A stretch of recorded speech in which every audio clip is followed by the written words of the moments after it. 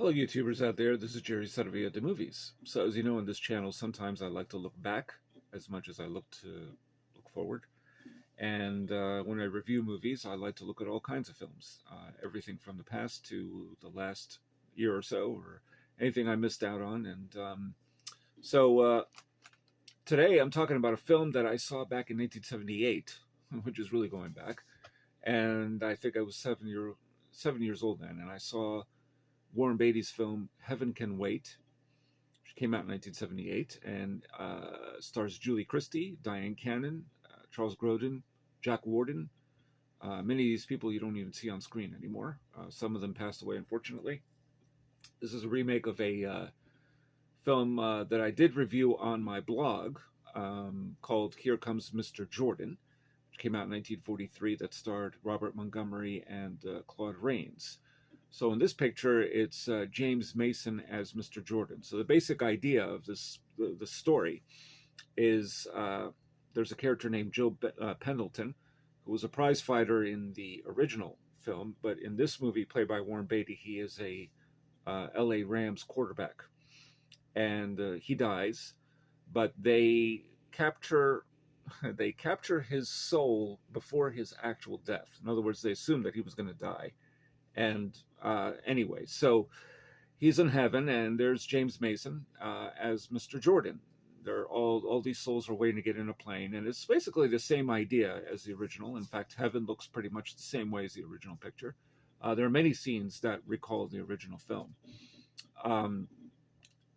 But in the meantime, Mr. Jordan realizes the mistake made by Buck Henry, who's plays an assistant to Mr. Jordan, who grabbed his soul maybe a little too quickly before putting it in someone else's body. So reincarnation is actually sort of, it's not suggested, it's believed in this film.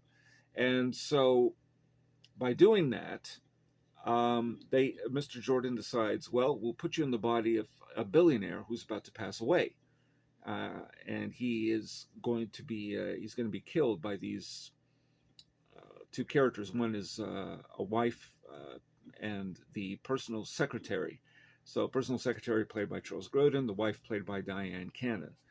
And he, of course, emerges from the bathroom, and he is seemingly dead, but he's actually not dead. And they attempt to kill him later on, too, which was kind of fun. Now, that's the basic plot.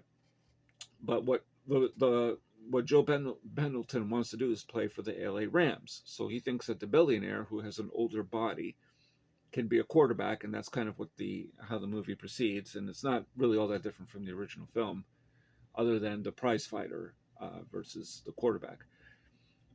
Now, at first, it's funny. I've always had a strange feeling about Warren Beatty in the past. I don't know. This is an actor who, at times, I feel indifferent to him because he feels indifferent to the material. And at other times, I think he's fantastic. McCabe and Mrs. Miller. I also loved him in Mickey 1, which is an older picture from 1960 something or other by Arthur Penn. And of course, Bonnie and Clyde.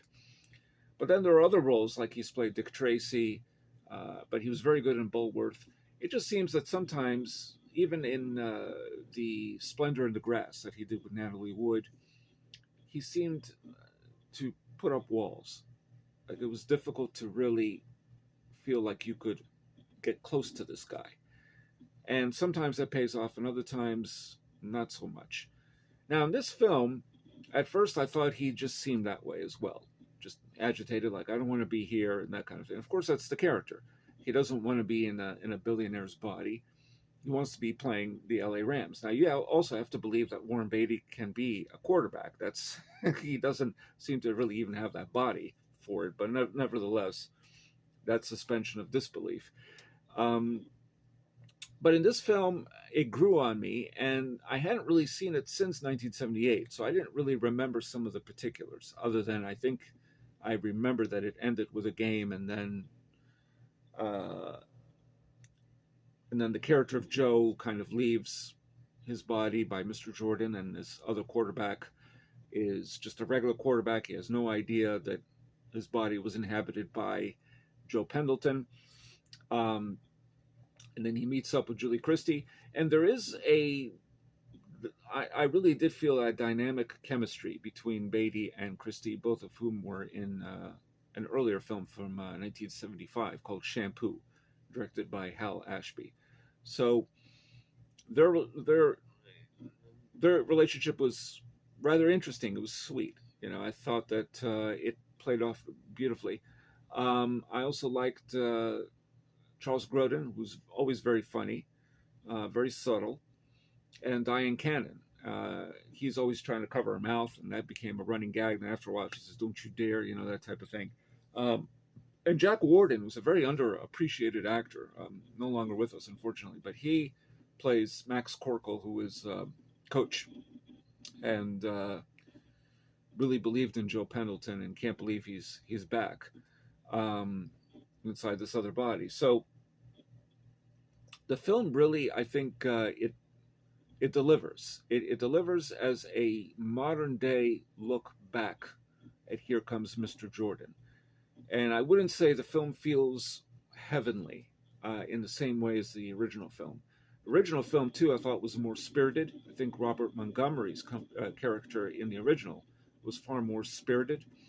He seemed more excited by life. Warren Beatty didn't quite capture that, but I didn't feel closed off from him. So I respected how he played the character, and he's just Warren Beatty. It's interesting. Sometimes it doesn't seem to work in other movies, and here it does work. Um, his closed off mentality. Sometimes he seems to have that, but overall, I like it. I think it's a good movie. I wouldn't say it outclasses the original. Here Comes Mr. Jordan, which, by the way, you should all check out for sure. Um, but it is a worthy remake, and apparently there was one more remake with Chris Rock, which I haven't seen yet, so that will be in my future list, just out of curiosity. I can't imagine it being any better, really, than these two films. So this movie, Heaven Can Wait, I think really pays respect to the original and finds its own humor, particularly Vincent Gardenia, who plays a police detective. And this is also strange. This movie was directed by Warren Beatty and Buck Henry. That was weird. I saw that in the opening credits, and I said, "What? I thought it was just Warren Beatty." So that was odd. And the film was nominated for several Academy Awards. I believe the screenplay won. Diane Cannon was even nominated. She's very good. So it has a screwball comedy feel to it, but it's sort of laid back in its own way. It has its own comical rhythms, and I think maybe the original was faster paced, but that was a different type of movie. It was a different time, 1943 versus 1978. So definitely watch Heaven Can Wait if you've never seen it.